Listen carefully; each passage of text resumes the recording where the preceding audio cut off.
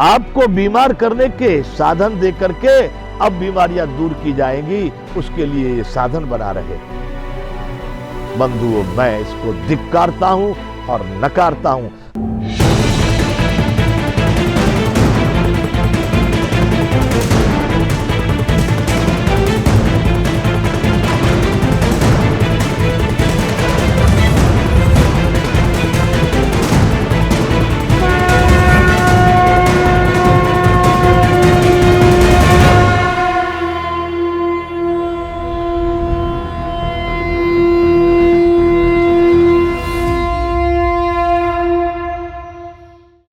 जय विश्वबंधु।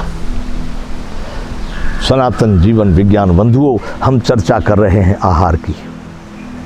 वह आहार यदि पूर्ण सात्विक आपको मिले तो मैं कहता हूं बीमारियों की तो चली क्या, बीमारियों का बाप भी नहीं आ सकता। कैसा आहार? शुद्ध साधारण जो खाद होता है, देसी खाद जिसको बोलते हैं, उस खाद से उगाया हुआ अन्न, सब्जियां, फल, दालें आदि यदि वो आपके लिए मिले भोजन में, और समय सूरज उदय होने के 2.5 घंटे के अंदर, और 1 घंटे में करते हैं, 1.5 घंटे में करते हैं, 2 घंटे में करते हैं, बहुत अच्छा है। रस फलों का सुबह ले सकते हैं। प्रातः आप भोजन करेंगे तो भोजन में एक बात का आप ध्यान रखना है, कितना भी स्वादिष्ट, कितना भी अच्छा भोजन आपको लग रहा हो, फिर भी ध्यान रखना क्या,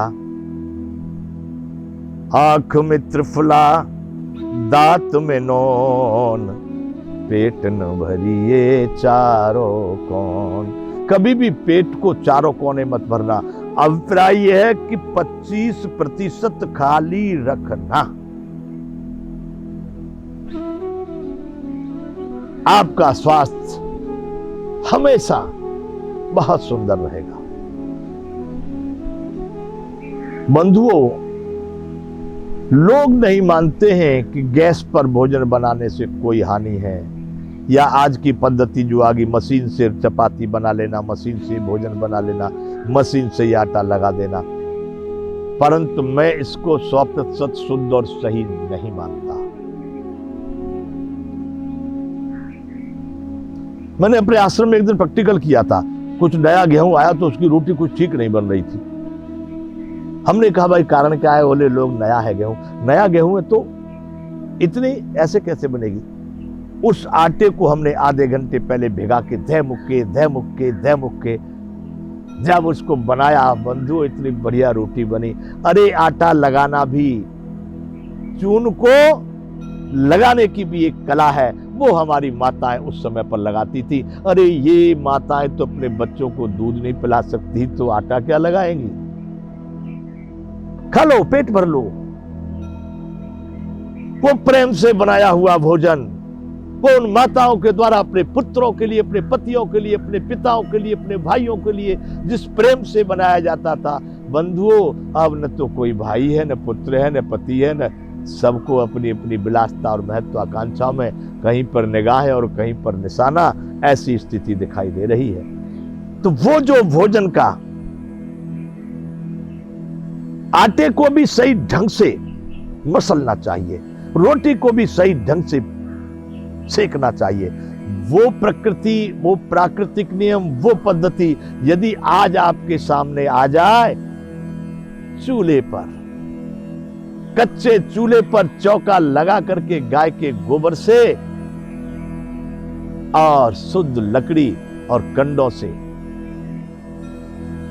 उस भोजन को शुद्ध किया जाए, वो भी लोहे के वासनों में नहीं। यदि मिट्टी के वासन में बने, बहुत बढ़िया। मिट्टी नहीं तो पीतल के वासन में बने, ठीक।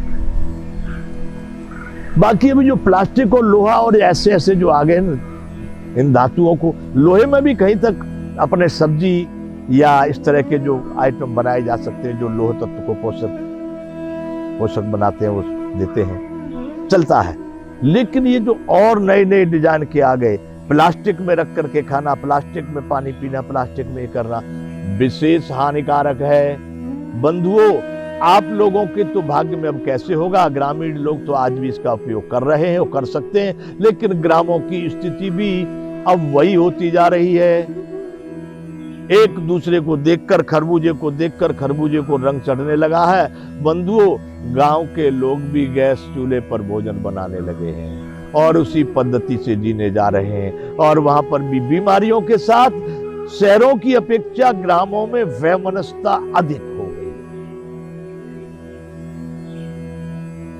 गांव का जीवन कितना सुंदर होता था, लेकिन इस विलासिता ने उस जीवन को भी गलत रास्ते पर प्रेरित कर दिया है। यदि आपको प्राकृतिक रूप से कंडे और लकड़ी के कच्चे चूल्हे पर देसी प्रकार से उगाए हुए अन्न, फल, सब्जियां और जो भी मिर्च मसाले हैं, ये भी खेती में पैदा होते हैं। जीरा है, सौंफ है, सरसों है, आपका अदरक है, धनिया है, मिर्चा है, कोई भी चीज यदि ये केमिकल बिना की हो जाए, मतलब ये रासायनिक जो दवाइयां चल रही हैं, इनसे रहित हो जाए, तो मनुष्य का जीवन बहुत दूर तक शुद्ध हो जाएगा। इतने हॉस्पिटलों की आवश्यकता नहीं रह जाएगी केवल इतना करने पर ही। ये तो यहां हो ये रहा है। हमने जो बीच में बोला था कि चोर को कह दिया चोरी कर, शाह को कह दिया, यहाँ पर सब मिलावट वाली चीजें। बंधुओं, जो आप तेल और घी और दूध और जो भी कुछ बाजार से लेके खा रहे हैं, मुझे तो किसी ने बताया कि सरकार की सहमति है भाई, 30% तक मिलावट कर सकते हो। अरे 30% की सरकार ने सहमति दे दी, 30% की उन्होंने अपने द्वारा कर दिया, रह गया कितना? 30% तुम्हारे हाथ में रह गया असली। और इस प्रकार के आहार लेने से तुम शुद्ध रहोगे? मतलब यह है कि बीमारी की चीजें खिला करके तुम्हारी बीमारियां दूर करने के लिए ये हॉस्पिटल बनाए जा रहे हैं। आपको बीमार करने के साधन दे करके अब बीमारियां दूर की जाएंगी, उसके लिए ये साधन बना रहे हैं। बंधुओं, मैं इसको धिक्कारता हूं और नकारता हूं। आ जाओ, अभी भी सनातन जीवन विज्ञान में बच जाओगे उस दुर्दशा से जो सामने आने वाली है। क्या करोगे 10,000 करोड़ का? क्या करोगे 25 बंगलों का? क्या करोगे करोड़ों के जेवर जिनिस रख करके? अरे तन को एक लगोटी, पेट को मिलेगी रोटी, मस्ती का जीवन जी जाओ। पेड़ के नीचे भी इतनी मस्ती है जो तुम महल में नहीं पा सकते।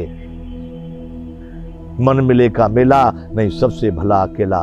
तो बंधुओं, यह आहार में मैं कहता हूं, सवेरे सूर्योदय के 2.5 घंटे के अंदर में एक उच्च प्रकार का अन्न या दाल या सब्जियां या रस या जो भी कुछ आप ले रहे हैं वो दूषण रहित हो, जिसमें दवाएं और केमिकल और ये न हो, तो आपका जीवन बहुत अच्छा रहेगा। और चारों कोण न भर करके थोड़ा कम लिया जाएगा, वो ज्यादा अच्छा रहेगा। और बंधुओं, भोजन के लिए मैंने पहले बताया कि शौच के लिए जो प्रक्रिया वही भोजन की। यदि कोई काग आसन पर बैठ के, हालांकि इस समय पर लोग इसको मूर्खता जैसा मानते हैं, बड़े बड़े लोग इसको कहने में शर्म लगती है उनको, ये कहा जाए भाई ऐसे बैठ के भोजन करेंगे? अरे ये तो जो है ग्रामीणों का कारण ग्राम कोई कम है? ग्राम से सारा भारत बना। गवारों की पद्धति कहते उसको। अरे साहब, वो पद्धति है जो तुम्हारी दुर्दशा हो रही होगी, वो व्यक्ति खड़े होकर के आपको देख रहा होगा। तो जो काग आसन मैंने बताया था, उसी आसन पर बैठ करके यदि भोजन लिया जाए, जमीन पर बैठ के लिया जाए, धरती माता के आश्रय लिया जाए, उस तरह का शुद्ध आहार सूर्योदय के 1, 1.5, 2, ज्यादा से ज्यादा 2.5 घंटे के अंदर ले लिया जाए, तो बंधुओं ये कार्य आपका बड़ा शुभ और सुंदर होगा। यहां से आगे अब हम कल्पना करेंगे सनातन जीवन विज्ञान में, आगे आपके आर्थिक, अब तक हमने आपके आध्यात्मिक, धार्मिक, शारीरिक और आहार के संबंध में बात की है। सनातन जीवन विज्ञान में इसके आगे अब हम चलेंगे। यहां से आगे आपका दिनचर्या शुरू होती है अर्थ के लिए, व्यवहार के लिए, व्यापार के लिए, सामाजिक और व्यावहारिक जो भी प्रक्रिया हैं वो इस समय के बाद में शुरू होगी। लेकिन भोजन के बाद बंधुओं, यदि कोई व्यक्ति नियम बना ले कि भोजन के बाद लघु शंका जाए, लघु शंका के बाद बाएं करवट आके सो जाए तो बहुत अच्छा होगा। जय विश्व बंधु।